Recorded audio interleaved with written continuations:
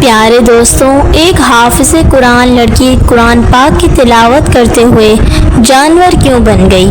آخر اس پر اللہ کا اتنا دردناک عذاب کیوں آیا؟ وہ قرآن کی تلاوت کرتے وقت کیا غلطی کرتی تھی؟ پیارے دوستوں، وہ گناہ جاننے کے لیے ہمارے ساتھ آخر تک ضرور رہیے گا، کیونکہ یہ واقعہ ہمارے لیے عبرت اور سبق آموز واقعہ ہے، اور خاص طور پر ہماری مائیں اور بہنیں اس واقعے کو ضرور سنیں۔ دوستوں، ملک شام کے دور دراز علاقے میں احمد اپنی بیوی زہرا کے ساتھ اور اپنی 1 سال کی بیٹی زینت کے ساتھ رہتا تھا۔ احمد بہت نیک اور رحم دل انسان تھا۔ وہ روز صبح فجر کی نماز کے بعد ندی سے مچھلیاں پکڑ کر لاتا اور انہیں بازار میں بیچ کر اپنا اور اپنی بیوی اور بیٹی کا پیٹ پال رہا تھا۔ احمد کی بیوی زہرا بہت لالچی اور سخت دل تھی۔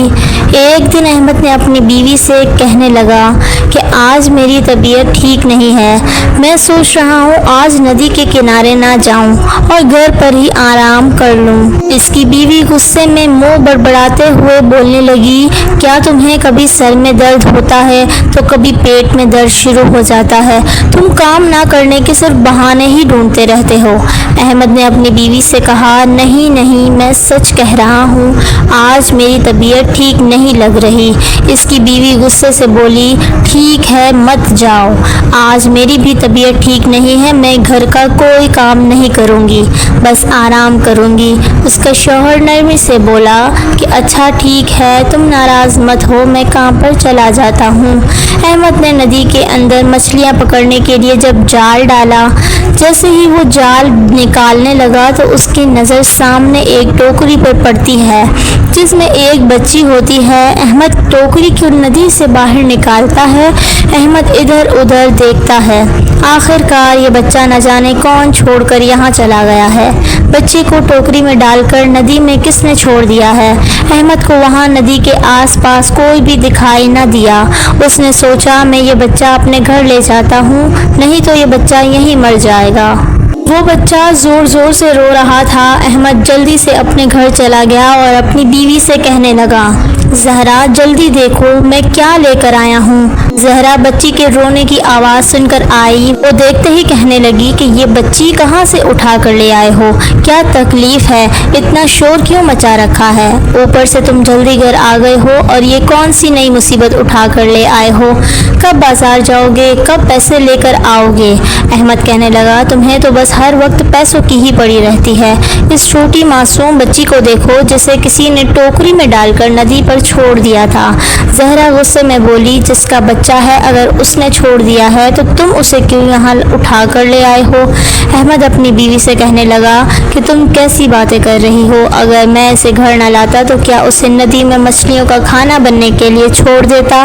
زہرا غصے سے کہنے لگی، اس بچی کو مچھلیاں کھائیں، کوئی جانور کھائے، اس مصیبت کو میں اپنے گھر کبھی نہیں رکھوں گی۔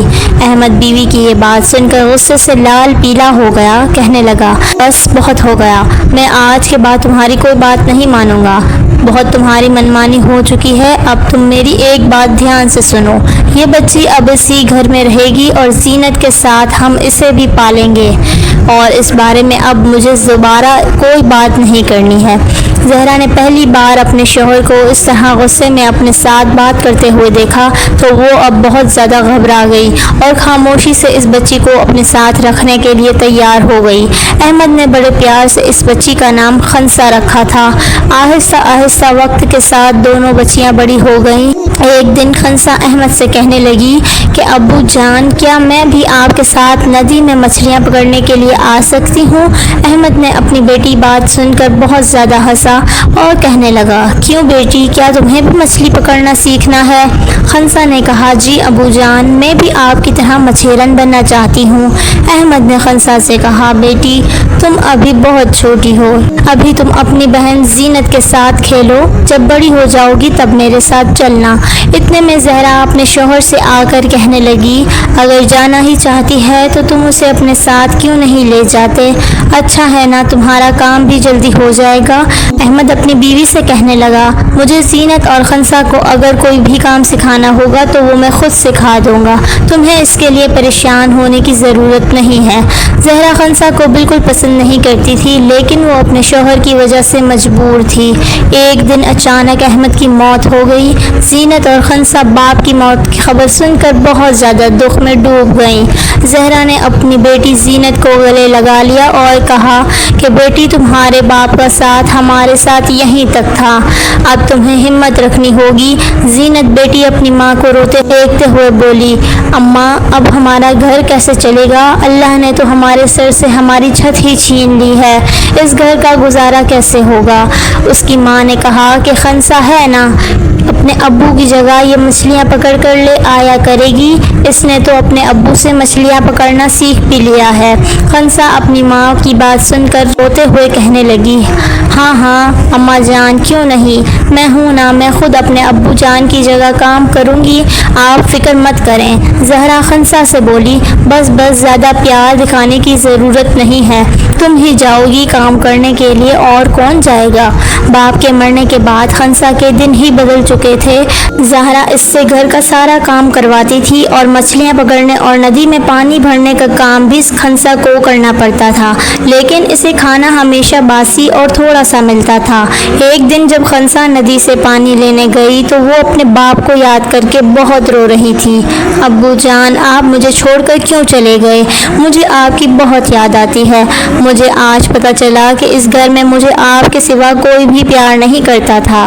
آپ کے جانے کے بعد ماں مجھے کھانا بھی ٹھیک سے نہیں دیتی، میں نماز پڑھ کر ہر روز اللہ تعالیٰ سے دعا کرتی ہوں کہ میرے ابو جان میرے ساتھ واپس آ جائیں، کیا ایسا نہیں ہو سکتا؟ میں کیا کروں؟ آپ مجھے کوئی راستہ بتائیے۔ لیکن اسے کوئی جواب نہیں ملتا، وہ روتے روتے گھر آ جاتی ہے۔ خنسا جیسے ہی گھر پر آئی اس کی ماں غصے سے اسے کہنے لگی آ گئی مہرانی، ندی سے پانی لانے میں اتنا وقت لگتا ہے؟ خنسا روتے ہوئے اپنی ماں سے کہنے لگی کہ اماں پانی بھرے ہوئے مٹکے بھاری ہوتے ہیں، اس لیے میں آہستہ آہستہ چلتی ہوں تاکہ پانی گر نہ جائے۔ اس کی ماں کہنے لگی کہ بس بس بس اپنی بکواس بند کرو، تم کوئی بھی کام ٹھیک سے نہیں کرتی، اوپر سے کھانا بھی اتنا زیادہ کھاتی ہو۔ خنسا اپنی ماں سے کہنے لگی کہ ماں کھانا تو اب مجھے آدھے پیٹ کا بھی نہیں دیتی، اوپر سے باسی کھانا کھانے کو ملتا ہے۔ خنسا کی بات سن کر اس کی ماں کو بہت غصہ آیا اور کہنے لگی کہ میرے سامنے زبان چلاتی ہو، میں تمہاری اچھی طرح خبر لیتی ہوں، تب جا کے تمہارا دماغ ٹھیک ہوگا۔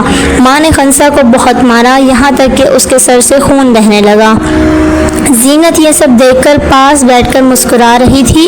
اگلے دن فجر کی نماز کے بعد خنسا دعا کر رہی تھی، اللہ تعالیٰ کے سامنے بہت روئی، پھر روتے روتے اٹھ کر ندی کے کنارے چلی گئی۔ اس دن خنسا جب ندی کے کنارے پانی کے لیے گئی، خنسا وہاں پر زخمی سر رکھ کر بہت رو رہی تھی۔ اتنے میں ندی کے پاس ایک اللہ والے بزرگ آ رہے تھے۔ انہوں نے خنسا سے کہا کہ بیٹا کیا مجھے پانی پینے کے لیے ملے گا؟ خنسا فوراً مٹکے میں پانی بھر کر لے آئی اور اللہ والے بزرگ کو پانی پلانے لگی۔ پانی پینے کے بعد اللہ والے بزرگ نے خنسا کے سر پر ہاتھ رکھا اور کہا بیٹی تم بہت اچھی ہو، تم نے مجھے پانی پلایا ہے، اس کے بدلے میں بھی تمہیں کچھ دینا چاہتا ہوں۔ خنسا اس بزرگ سے کہنے لگی کہ مجھے کچھ نہیں چاہیے۔ اللہ والے بزرگ خنسا سے بولے بیٹے کیا تمہیں واقعی کسی چیز کی ضرورت نہیں؟ خنسا بولی نہیں، میرے ابو جان نے مجھے بس یہی سکھایا ہے کہ ہمیں کسی کی بھی مدد بغیر کسی لالچ کے کرنی چاہیے۔ خنسا کے ماتھے سے خون ٹپکتا دیکھ کر اللہ والے بزرگ نے خنسا سے کہا بیٹی یہ تمہارے ماتھے پر کیا ہوا ہے؟ خنسا اتنی بات سن کر پھر سے رونے لگی اور اپنا سارا دکھ اللہ والے نیک بزرگ کو سنا دیا۔ اللہ والے نیک بزرگ خنسا کی بات سن کر بولے کہ بیٹی پریشان مت ہو، اللہ نیک بندوں کے ساتھ ہوتا ہے۔ اس ندی کے پاس ایک جھونپڑی ہے، میں وہاں رہتا ہوں۔ مجھے تمہارے بارے میں یہ دیکھ کر بہت دکھ ہوا کہ تم پر تمہاری ماں اتنا ظلم کرتی ہے۔ اور وہ اللہ والے نیک بزرگ خنسا سے کہنے لگے کہ میں تمہارے لیے اللہ اللہ سے ایک دعا کرتا ہوں کہ آج کے بعد تمہاری آنکھوں میں جو بھی آنسو نکالے گا، جو بھی تمہیں پریشان کرے گا، جو بھی تمہیں تکلیف دے گا، جس کی وجہ سے تمہارے آنسو بہیں گے، تو اس کی آواز سے ہمیشہ سور کی آواز ہی نکلے گی، اور اللہ تمہاری آواز میں ایک ایسی تاثیر پیدا کر دیں گے کہ جب بھی تم قرآن کی تلاوت کرو گی، جب بھی تم قرآن پاک کھول کر اسے پڑھو گی، تمہاری تلاوت سن کر ہر کوئی اپنا دکھ بھول جائے گا۔ اتنا کہہ کر اللہ والے نیک بزرگ اپنے راستے پر واپس چل دیے اور خنسا بھی اپنے گھر کی طرف چل پڑی۔ راستے میں اس کا دل چاہا کہ وہ قرآن پڑھے، تلاوت کرے۔ جیسے ہی اس نے اپنا منہ کھولا، اس کے منہ سے قرآن کی تلاوت نکلنے لگی۔ وہ خود اپنی تلاوت سن کر بہت خوش ہو رہی تھی۔ جیسے ہی سارے پرندے اس کی تلاوت سننے لگے، ہر کوئی خاموشی سے مست مگن ہو گیا اور ہر کوئی اپنا دکھ بھولے جا رہا تھا۔ جیسے ہی وہ اپنے گھر پہنچی تو خنسا کی ماں غصے میں بولی، آ گئی مہرانی، اتنی دیر کہاں لگا دی؟ خنسا مسکراتے ہوئے بولی، ماں آج مجھے دریا کے کنارے ایک اللہ والے نیک بزرگ ملے تھے۔ وہ اللہ کے بہت ہی عبادت گزار بندے ہیں، اگر وہ مٹی میں ہاتھ ڈال دیں تو سونا بن جاتی ہے۔ خنسا کی ماں نے یہ بات سن کر کہا، کیا بکواس کر رہی ہو؟ کیا ایسا بھی ہو سکتا ہے؟ جاؤ جا کر گھر کے کام کرو، دیکھو سارا گھر گندا پڑا ہے۔ خنسا کچن میں جا کر برتن دھونے لگی۔ برتن دھوتے دھوتے اس کے ہاتھ سے ایک کانچ کا گلاس ٹوٹ گیا۔ جیسے ہی گلاس ٹوٹا تو اس کی بہن پاس ہی کھڑی تھی۔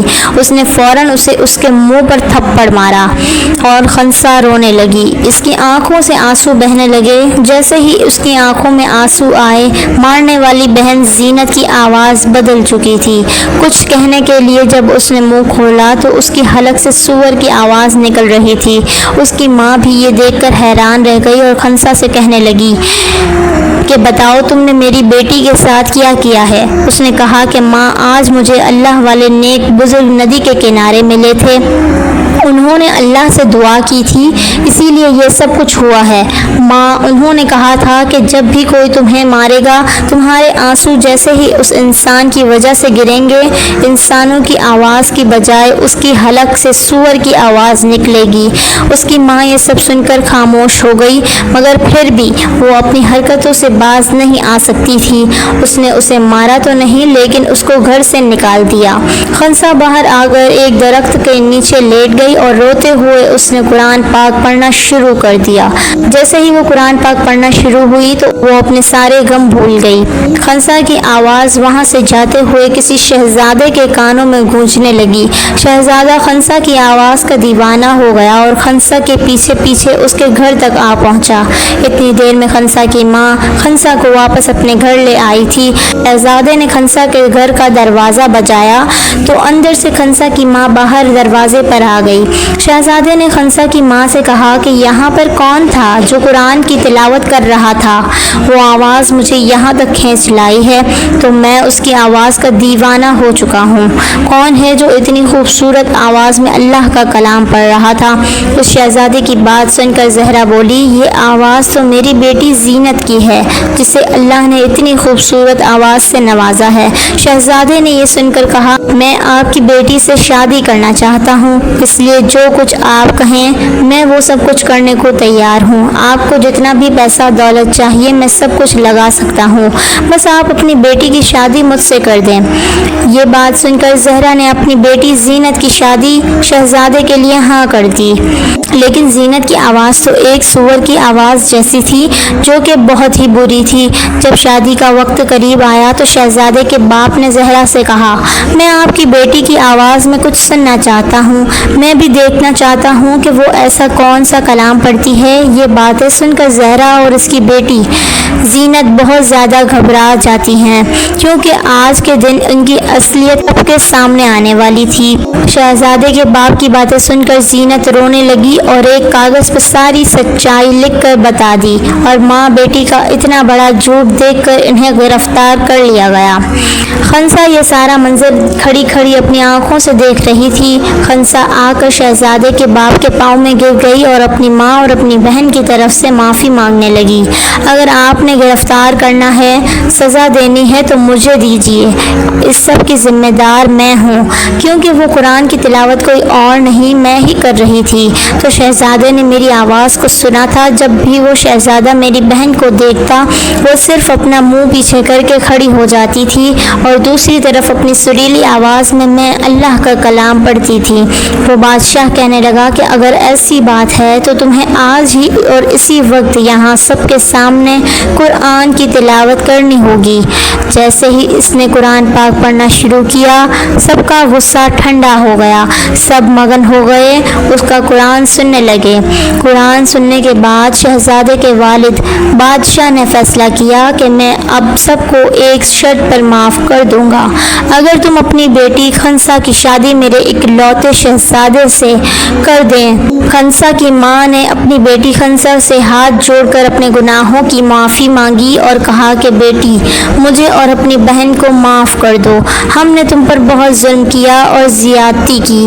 آج تم نے میری اور اپنی بہن کی جان بچا لی اور آج ہماری خاطر اس شادی کے لیے ہاں کر دو۔ خنسا نے اپنی ماں کو معاف کر دیا اور شہزادے سے شادی کے لیے ہاں کر دی۔ خنسا اور شہزادے کی شادی کر دی گئی۔ خنسا کو بہت ہی اچھا سسرال ملا، جہاں وہ اپنی باقی کی زندگی شہزادیوں کی طرح گزارنے لگی اور اس کے آگے پیچھے تقریباً ہر وقت نوکرانیاں ہی رہتی تھیں۔